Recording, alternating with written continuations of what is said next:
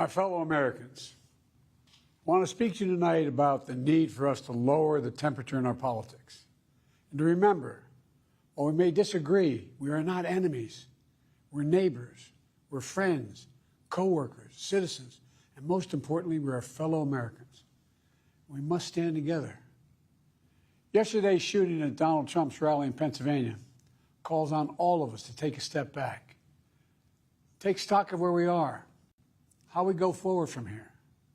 Thankfully, former Trump is not seriously injured. I spoke with him last night. I'm grateful. He's doing well, and Jill and I keep him and his family in our prayers. We also extend our deepest condolences to the family of the victims who was killed. Corey was a husband, a father, a volunteer firefighter, a hero, sheltering his family from those bullets. We should all hold his family and all those injured in our prayers. Earlier today, I spoke about an ongoing investigation. We do not know the motive of the shooter yet. We don't know his opinions or affiliations. We don't know whether he had help or support or if he communicated with anyone else. Law enforcement professionals, as I speak, are investigating those questions. Tonight, I want to speak to what we do know. A former president was shot, an American citizen killed, while simply exercising his freedom to support the candidate of his choosing.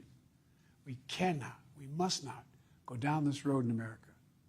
We've traveled before throughout our history. Violence has never been the answer, whether it's with members of Congress of both parties being targeted and shot, or a violent mob attacking the Capitol on January 6th, or a brutal attack on the spouse of former Speaker of the House, Nancy Pelosi, or information and intimidation on election officials, or the kidnapping plot against the sitting governor, or an attempted assassination on Donald Trump. There is no place in America for this kind of violence, or for any violence ever. Period. No exceptions. We can't allow this violence to be normalized. You know, the political record in this country has gotten very heated. It's time to cool it down. We all have a responsibility to do that. Yes, we have deeply felt strong disagreements. The stakes in this election are enormously high. I've said it many times that the choice in this election we make in this election is going to shape the future of America and the world for decades to come. I believe that with all my soul. I know that millions of my fellow Americans believe it as well. And some have a different view as to the direction our country should take. Disagreement is inevitable in American democracy. It's part of human nature. But politics must never be a literal battlefield, or God forbid, a killing field. I believe politics ought to be an arena for peaceful debate, to pursue justice, to make decisions guided by the Declaration of Independence and our Constitution. We stand for an America, not of extremism and fury, but of decency and grace. All of us now face the time of testing as the election approaches.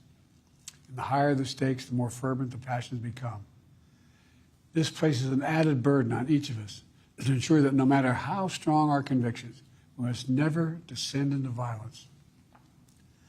The Republican convention will start tomorrow. I have no doubt they'll criticize my record and offer their own vision for this country. I'll be traveling this week making the case for our record and the vision, my vision of the country, our vision. I'll continue to speak out strongly for our democracy, stand up for our Constitution and the rule of law, to call for action at the ballot box, no violence on our streets. That's how democracy should work. We debate and disagree. We compare and contrast the character of the candidates, the records, the issues, the agenda, the vision for America. But in America, we resolve our differences at the battle box. You know, that's how we do it, at the battle box, not with bullets. The power to change America should always rest in the hands of the people, not in the hands of a would-be assassin. You know, the path forward through competing visions of the campaign should always be resolved peacefully, not through acts of violence. You know, we're blessed to live in the greatest country on earth, and I believe that with every soul, every power of my being. So tonight, I'm asking every American to recommit, to think about it. What's made America so special?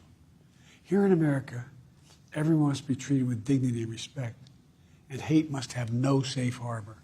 Here in America, We need to get out of our silos, where we only listen to those with whom we agree, where misinformation is rampant, where foreign actors fan the flames of our division to shape the outcomes consistent with their interests, not ours.